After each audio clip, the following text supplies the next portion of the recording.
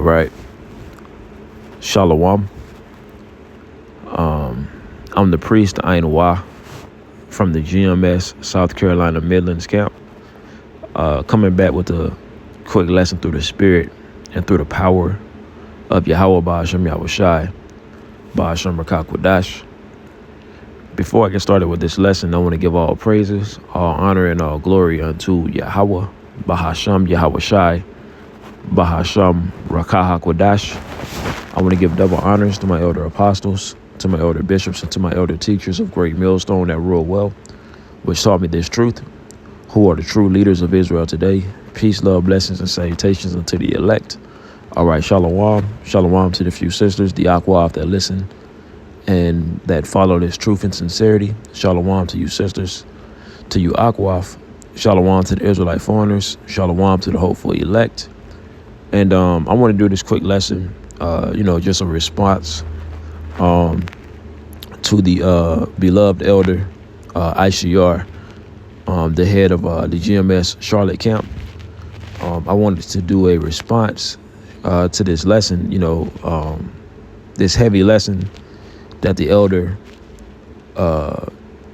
made. And I'm like 21 minutes in, and just through the spirit, I wanted to do a quick response. Because look, man, here it is. We're at the end of Esau Edom's rulership, man. And it's all playing out and unfolding right before our very eyes, man. Right? And his channel is GMS All Precepts. Okay, GMS All Precepts is right there in all caps. Subscribe and be edified, right? And also too, since this brother's video is up right here in the algorithm, right? Subscribe.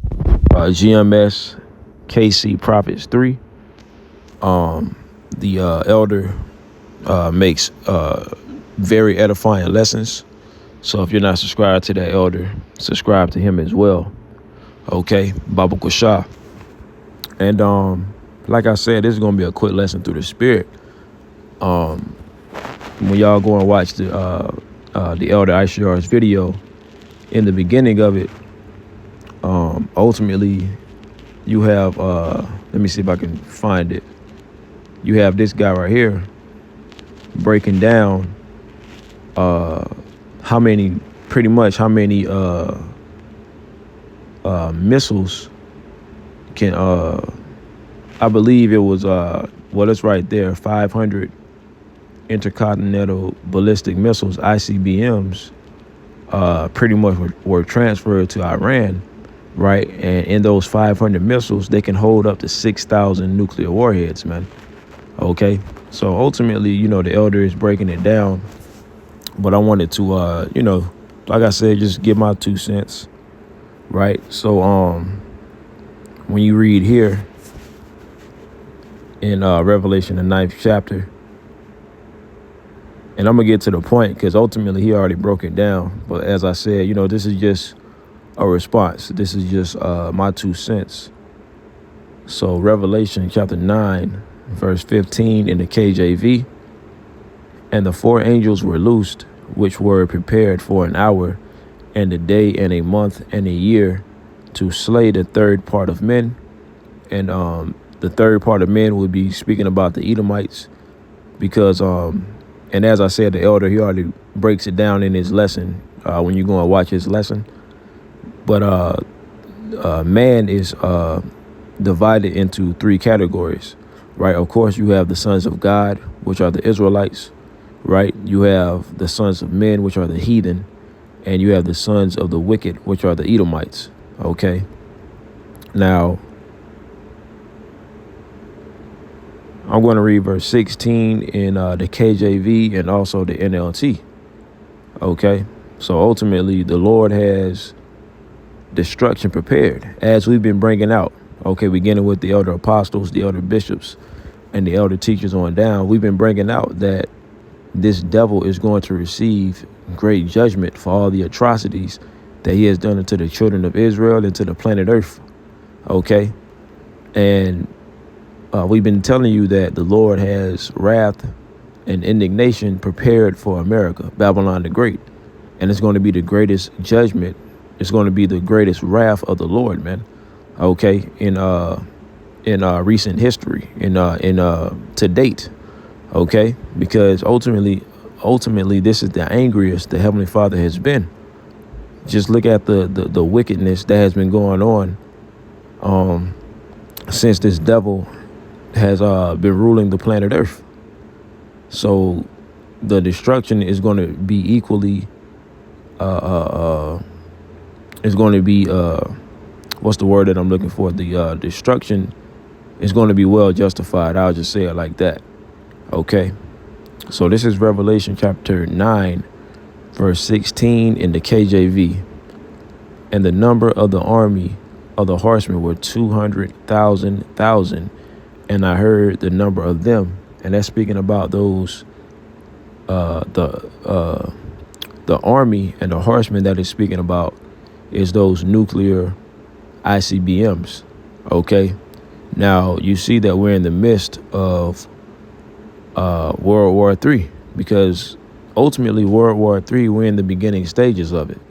Okay. We're not full blown in World War III, because we understand that, yes, World War III is the end all be all, right? And during World War III, our Lord Yahweh Shai is going to return with the angels. Okay. But before World War III is in full blown effect, the RFID microchip, the MOTB, has to be mandated, and that is mainstream. Okay. Ultimately, we're just waiting for that major event to take place that's going to crash the economy, and they're going to mandate the MOTB, right? But as I said, we're in the beginning stages of World War III, man. So ultimately, the Lord is showing us that he's close. As what is that?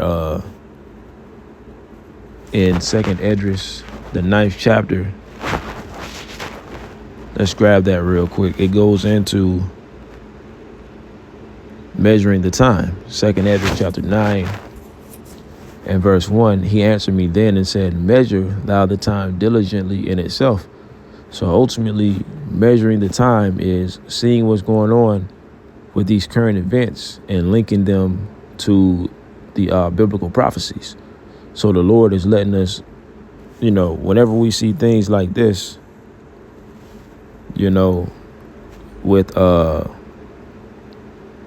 these ICBMs being transferred to Iran, which, beginning with the elder apostles on down, we've been telling you that in World War III, we've been telling you the main hitters, right?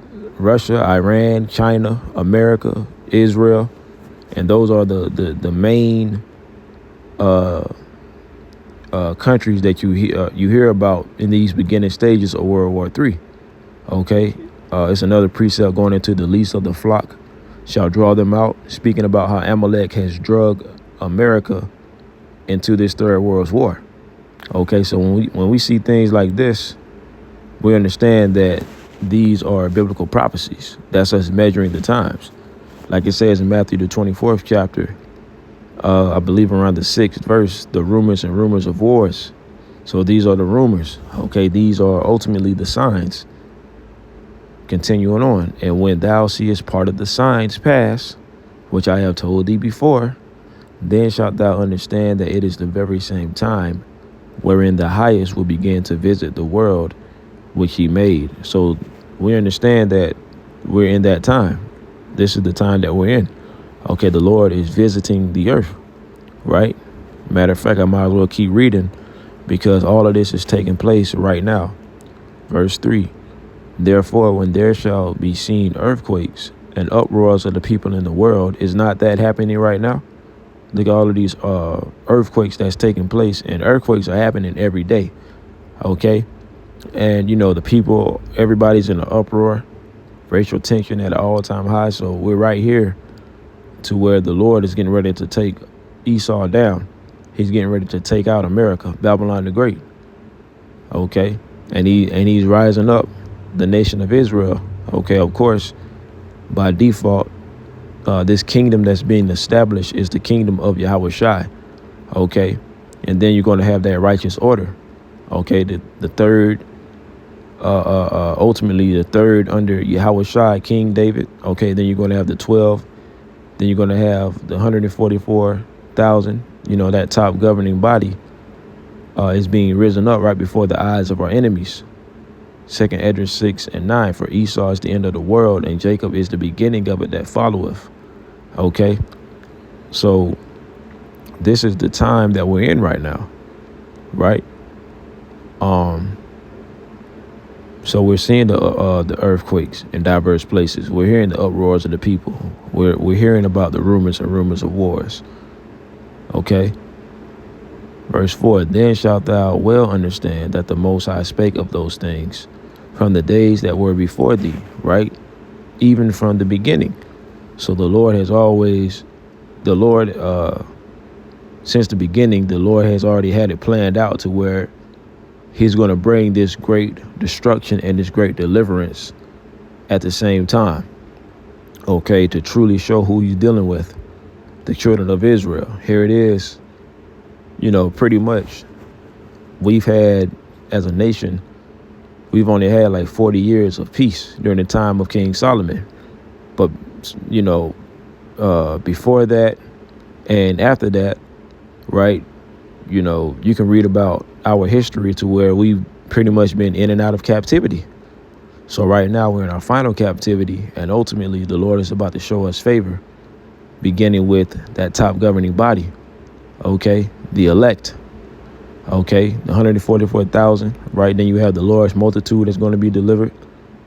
And ultimately all of Israel will be in the kingdom. But ultimately what I'm saying is the Lord is getting ready to show the people who he actually favors. Right? You have these Christians talking about the Lord loves everybody in all the nations. Nah, that's BS. And the Lord is getting ready to show you that he's only for his people. Okay. Verse 5, for like as all that is in the Salakia, for like as all that is made in the world have a beginning and an end, and the end is manifest. The end of Esau, Edom's rulership is manifesting right before our very eyes. Okay. So the Lord has these nuclear warheads that he's getting ready to rain down upon America. And that is what's going to create that lake of fire. Okay, the second death. Okay, the 200 million nuclear warheads raining down upon America, and also the chariots of the Lord, the angels burning up America. And it's going to be so much fire, it's going to be likened into a lake of fire. It's literally going to look like a burning lake of fire, man. Right? So I wanted to get verse 16 in the KJV and the NLT, right? Let's read it again, Revelation 9 and 16. And the number of the army of the horsemen, right, those nuclear missiles, were 200,000. And I heard the number of them, NLT. I heard the size of the army, which was 200 million mounted troops. All right, so that's talking about those nuclear warheads. Okay. Now, also, I wanted to get Joel, the 2nd chapter. And this goes into those nuclear warheads, man. Okay. And I'll start from the top. And I'm going to be reading mainly in the KJV, but I'll switch back and forth. Joel 2 and 1. Blow ye the trumpet in Zion, and sound an alarm in my holy mountain. Let all the inhabitants of the land tremble, for the day of the Lord cometh, for it is nigh at hand. Right? Now, it's a precept to that, because verse 2 is going to tell you that the day of the Lord is a day of darkness. Now, the precept to that is Amos, the 5th chapter, I believe Amos 5 and 18, right? Which I'm not going to grab it. Continuing on, a day of darkness and of gloominess, a day of clouds and thick darkness, as the morning spread upon the mountains, a great people and a strong. There have not been ever the like, neither shall be any more after it, even to the years of many generations. A fire devoureth before them, and behind them a flame burneth. The land is as the Garden of Eden before them, and behind them a desolate wilderness, yea, and nothing shall escape them. And ultimately, Babylon, America, this was likened as a paradise, right? During the time that the Northern Kingdom was over here, Esau came over, destroyed everything. He pretty much, and now they got the state of Babylon. But ultimately, the Lord is going to take this place out, man. Salakia. Ultimately, Babylon is going to take this place out, And, once the Lord takes this place out, it's going to be uninhabitable. Okay, which I'm gonna speed it up. I'm gonna get to the point, man. Let's go here, because it's a point that I wanted to bring out.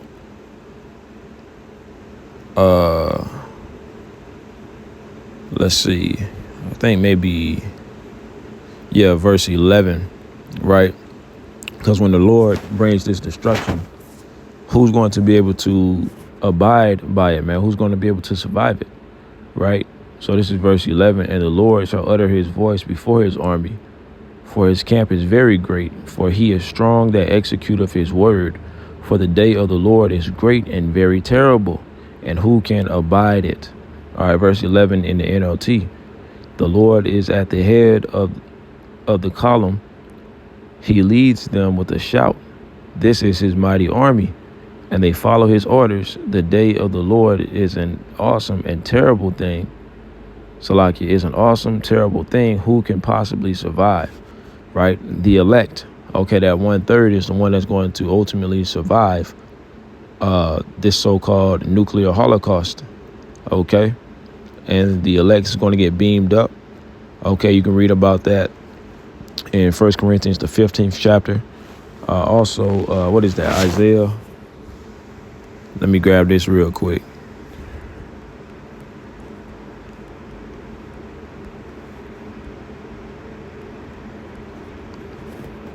Right, Isaiah 26. And what is it? Verse 20. Come, my people, enter thou into thy chambers, and shut thy doors abide thee. Salakia, and shut thy doors about thee. Hide thyself as it were for a little moment, until the indignation be overpassed. Okay, so the elect is going to be looking down at the destruction of Babylon the Great through the chariot. Okay, through the floor of the chariot. Okay, which is a precept in Revelation, going into sea mingled with glass. I think that's Revelation 15.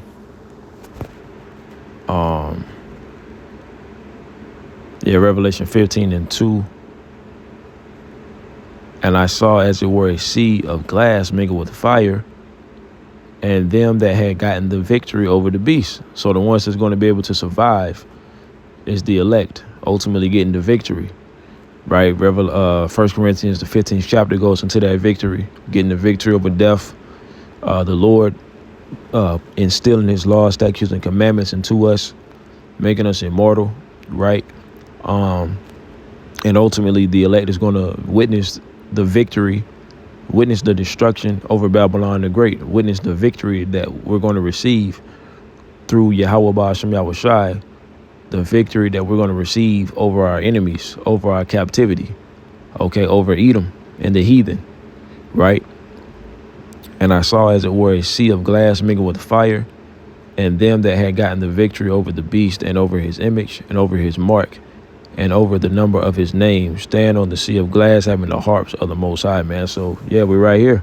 So we're about to witness the deliverance and the destruction, the wrath of Yahweh Ba'ashem Yahushai, the destruction of Esau Edom, the deliverance of his elect. Lord, wouldn't I be of that number? beginning first and foremost with the elder apostles, elder bishops, elder teachers on down. All of us true believers, man, Lord willing, we get delivered when Yahweh Shah returns. Lord willing, this lesson was edifying. And until next time, Shalom.